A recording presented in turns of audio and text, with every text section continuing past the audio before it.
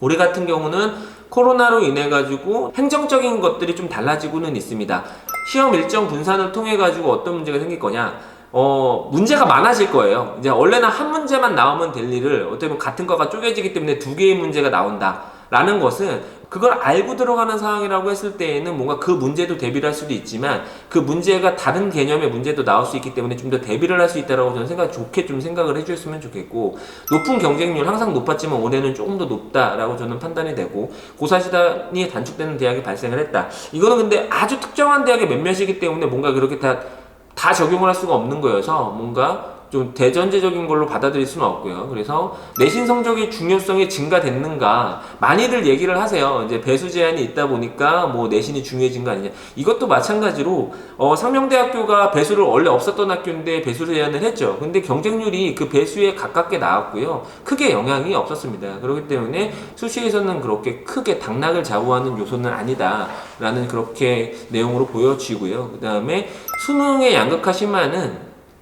이게 수시 경쟁률 안에서 조금 반영이 된 것 같아요. 이제 뭐 수능 준비를 착실하게 해주지 못하는 상황이 되다 보니까 수시에 대한 원래 2개 쓸 거 3개 쓰고 그럼 경쟁률이 높아지겠죠. 뭐 6개로 풀로 쓰는 학생들이 많아지면 많아질수록 주요 경쟁률의 경쟁률은 높아지는데, 올해 같은 경우는 2개 쓸 사람이 3개 쓰고 3개 쓸 사람이 4개 쓰면서 주요 학교들의 경쟁률이 소폭 리프트가 됐다, 이렇게 좀 느껴지고요. 그리고 수업의 기형적인 지형에 따른 고3 실기 불안감 증가, 이거 확실히 있습니다. 왜냐하면 온라인 수업도 진행이 됐었고, 그 다음에 뭐 여러 가지 요소들, 재수생들도 많이 조금 반수생들도 많이 늘어나고, 이런 상황들 때문에 분명히 고3 아이들의 실기에 대한 불안감이 증가가 된 부분들이 있어요. 근데 재수생들이 표현력에 있어서는 어쩔 수 없이 조금은 더 강세일 수밖에 없어요. 그러면 관록이나 경험으로 이기려고 하는 것 자체가 무리수예요.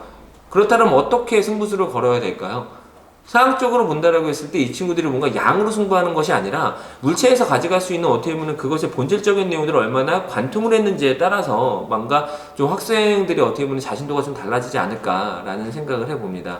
그냥 수업에 대한 그냥 결과를 하나를 보여드리면서 어떻게 준비가 되어가고 있는지를 좀 예시를 한번 들려드리려고 해요.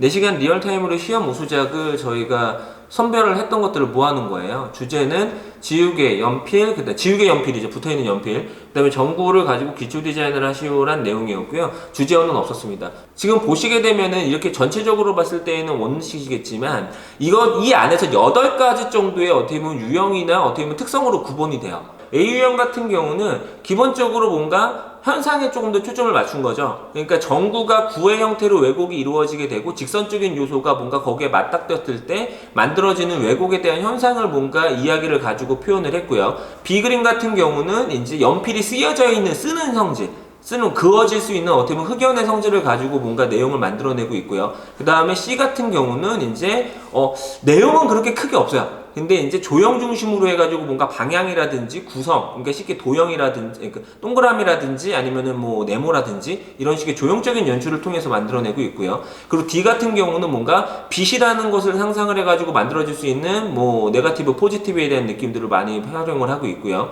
그 다음에 이 그림 같은 경우는 평면 구성이죠. 그러니까 쉽게 뭐 이렇게 레이아웃화된 구성들을 가지고 뭔가 내용을 만들어가고 있고요. 그 다음에 그 옆에 있는 F 그림 같은 경우는 나무가 부러지면서 만들어질 수 있는 뭔가 자연스러운 현상이나 쉐입 같은 것들을 이용해서 풀어내고 있고요. 그 옆에 H 같은 경우는 빛이 비춰졌다라고 했을 때 그걸 랩 형태에 대한 형상들이 이루어지면서 뭔가 색깔들이 뭔가 좀 중첩되면서 만들어질 수 있는 아이디어를 좀 채용을 한 그림이고요.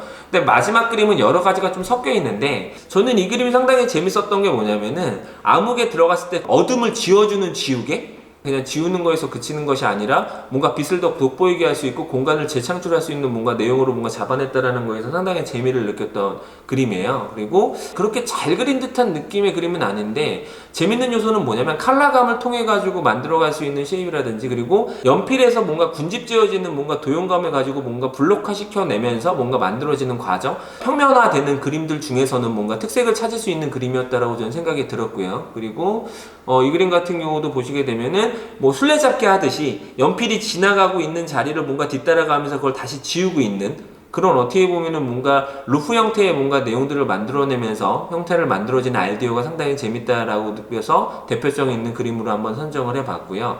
이것 같은 경우도 이제 빛이라는 것 자체를 뭔가 얽히섞이 숲속 같은 어떻게 보면 이미지에 대한 구성을 하면서 뭔가 빛이 도달 범위에 따라서 만들어질 수 있는 뭔가 다양한 현상들, 이런 내용들 같은 경우를 뭔가 표현해 주는 것들도 상당히 재밌게 느껴졌다라고 생각이 들고요. 그리고 보시게 되면은 이 그림 같은 경우도 중첩을 통해서 만들어질 수 있는 색에 대한 어떻게 보면 감상과 가사노사는 뭔가 적절하게 환영을 하면서 만들어질 수 있는 이야기거리, 보시게 되면 이제 부러지는 현상에 관한 것들인 건데, 이제 재밌죠. 이제 안쪽에 있는 형태로만 보게 되면 힘이 남아있고, 그런 것들이 뭔가 이렇게 부러져가는 찰나에 대한 상황을 만들어낸 건데, 이왕 부러질 거라면 이렇게 찰나를 보여주는 것이 낫지 않을까. 굴절을 보여줄 거라면 인 거죠. 직선이라는 것 같은 경우를 뭔가 전구의 방향에 따라 가지고 이렇게 재밌게 배치를 하면서 상상을 할 수 있는 이미지를 준다라는 거, 이런 것들이 어떻게 보면 이왕 사용해 줄 거라면 훨씬 더 좋은 이미지로 비춰지지 않을까라는 생각을 해보는데, 이 그림이 가장 일반적인 스타일의 그림일 것 같기는 한데, 지금 일반적인 문제를 가지고 제가 이렇게 유형을 8개로 나눠서 이렇게 설명을 한번 해보는 이유는 뭐냐면, 주제어가 있는 학교를 다 볼 수도 있는 거고, 아니면 주제어 없고 주제어 있고 이렇게 볼 수도 있잖아요. 그런 학교들을 뭔가 이렇게 유형에 맞춰가지고 뭔가 트랜스포머처럼 변신을 하는 것들에 대해서 상당히 힘들어하는 학생들이 많아요. 근데 지금 보시게 되면은 이건 주제어가 없었고, 저는 여기 뽑혀 있는 그림들은 이 문제 그대로 순수하게 받아들여서 동독에서도 합격을 할 수도 있고, 저는 어떠한 학교에서도 합격을 할 수 있는 가능성이 있는 그림들이라고 저는 선정을 봤거든요. 그렇기 때문에 내가 사용한 무언가에 가지고 그 내용을 어떻게 뭔가 더 적극적으로 표현할 것인가, 그러니까 쉽게 물성에 집중을 할 거면 물성을 어떻게 집중을 할 것인가, 조용에 집중을 할 거면 어떻게 조용에 집중할 것인가, 이와 같은 방법론적인 것들을 조금 더 강조를 해놓고 뭔가 지도를 하게 되면 학생들이 정말 당황하지 않고 자신의 실력을 다 보여주지 않을까라는 생각을 가지고 제가 이렇게 좀 수업을 준비를 해본 거고요. 주제어가 있음에도 불구하고 그냥 막무가내로 조용 연출만 해가지고 떨어지면 안 되죠. 그쵸? 이해되시나요? 그리고 주제어가 없는데 너무 어떻게 보면 주제어 연출 쪽만 쫓아가다가 떨어지면 안 되죠. 제가 얘기 드리고 싶은 거는 이것이에요. 분명히 사물의 본질에 어떻게 보면 입각을 해서 관찰을 해서 본인의 표현력과 연출력을 보여주면 붙습니다. 왜 안 붙겠습니까?